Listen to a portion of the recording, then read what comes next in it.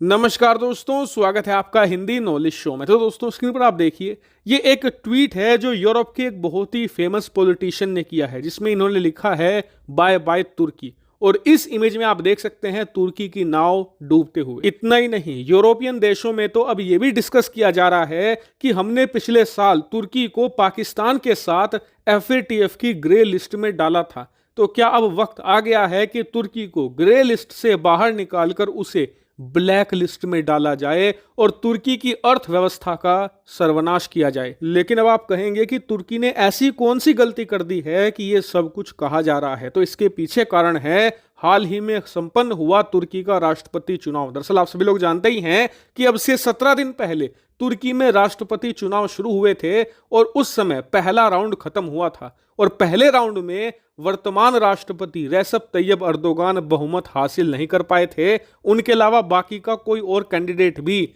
बहुमत का आंकड़ा नहीं छू पाया था। ऐसे में दोबारा फिर से चुनाव किए गए अब से 2 दिन पहले और अब उनके नतीजे सामने आ चुके हैं और जो नतीजे हैं ना, वो बहुत ही ज्यादा हैरान करने वाले हैं। दरअसल आपको याद ही होगा कि वोटिंग के दिन मैंने आपको वीडियो बनाकर बताया था कि जितने भी सर्वे हैं सभी ये कह रहे हैं कि तुर्की के राष्ट्रपति रेसेप तैयब अर्दोगान क्लियरली दूसरे राउंड में विजेता घोषित होंगे। यहां तक कि कुछ सर्वे में तो यह भी कहा गया था कि अर्दोगान को 60 से लेकर 65% तक वोट मिल सकते हैं, कोई उन्हें टक्कर देने वाला है ही नहीं। लेकिन आज जब रिजल्ट सामने निकल कर आया है ना, उसने सबको हैरान कर दिया है और सब माथा पकड़ कर बैठ गए हैं कि ये चुनाव कितना ज्यादा क्लोज गया है। अगर कुछ हजार वोट इधर या उधर हो जाते तो राष्ट्रपति का फैसला बदल सकता था। मैं ऐसा क्यों कह रहा हूं, चलिए अपनी आंखों से चुनाव का रिजल्ट देख लीजिए। तो जैसा कि आप स्क्रीन पर देख सकते हैं, तुर्की के वर्तमान राष्ट्रपति रेसेप तैयब अर्दोगान को मिले हैं 52.10% वोट।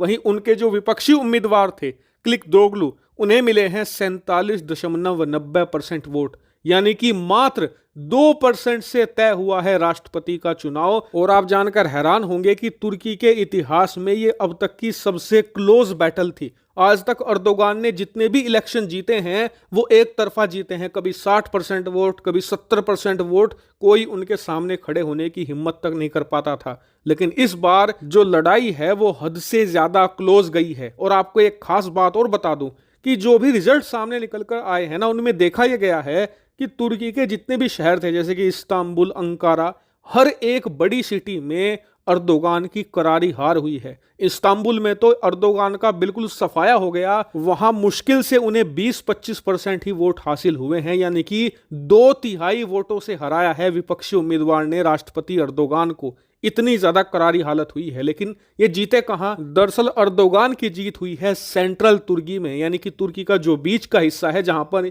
इनका ग्रामीण इलाका है, गांव है, छोटे कस्बे हैं, वहां पर अर्दोगान की जीत हुई है। क्योंकि उस इलाके को थोड़ा कट्टरपंथ के प्रति झुकाव वाला इलाका माना जाता है और अर्दोगान ने वहां पर इस्लामिक कट्टरपंथ की जमकर बात करी और यही वो डिसाइसिव फैक्टर था जिस वजह से अर्दोगान की यहां पर जीत हुई। वहीं जो विपक्षी उम्मीदवार थे वो बेचारे सॉफ्ट स्पोकन थे, उन्होंने साफ कह दिया था कि चाहे मैं चुनाव हार जाऊं लेकिन मैं इस्लामिक कट्टरवाद की बात नहीं करूंगा। इसी वजह से वो बेचारे 2% से जीतते जीतते रह गए। लेकिन अब अर्दोगान राष्ट्रपति बन चुके हैं, तो इसका असर क्या हुआ? तो असर दिखना शुरू हो चुका है। स्क्रीन पर आप देखिए, तुर्की की जो मुद्रा है लीरा, वो डॉलर के मुकाबले 20 के पार ऑलरेडी जा चुकी है और लगातार सर्ज कर रही है। इतना ही नहीं, तुर्की का स्टॉक मार्केट क्रैश कर रहा है।